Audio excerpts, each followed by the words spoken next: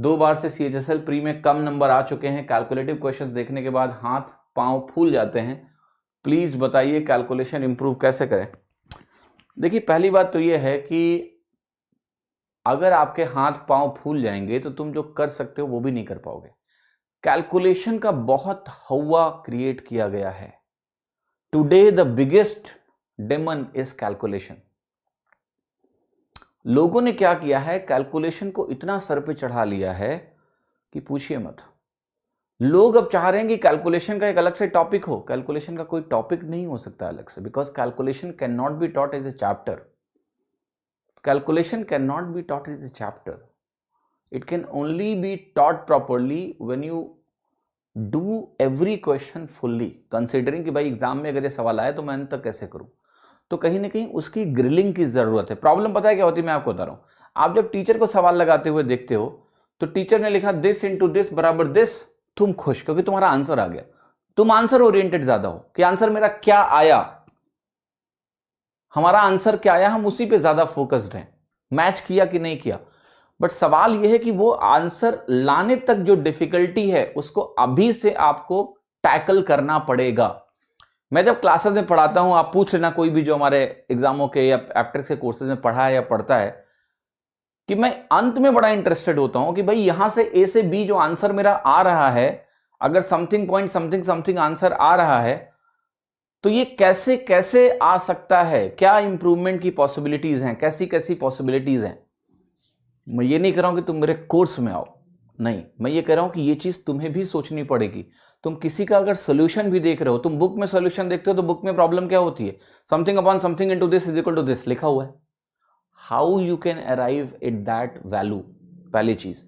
दूसरा क्या होता है कि लोगों की कैलकुलेशन तुम जिस तरीके से करते हो उसमें एक बहुत बड़ी प्रॉब्लम है।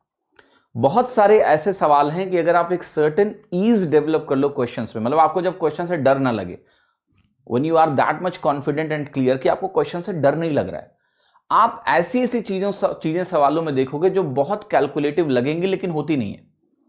हम अभी एक महाअभ्यास बैच कर रहे हैं, उसमें मैं एक मॉक सॉल्व करा रहा हूं 25 क्वेश्चन पूरे के पूरे मिक्स फॉर्मेट में, ठीक है। तो वहां मैं इसी पे फोकस करता हूं कि जैसे डीआई का क्वेश्चन है, लोगों को वो बड़ा भारी सवाल लगेगा, बहुत कैलकुलेटिव लगेगा, बट अगर आप शांत से वो सवाल पढ़े हो, कुछ छोटी छोटी चीजें अगर आप यूज करते हो, लूप होल्स जो क्वेश्चन के हैं, it's very easy to mark the answer, ठीक है। तो डरने के बजाय सामना करना सीखो।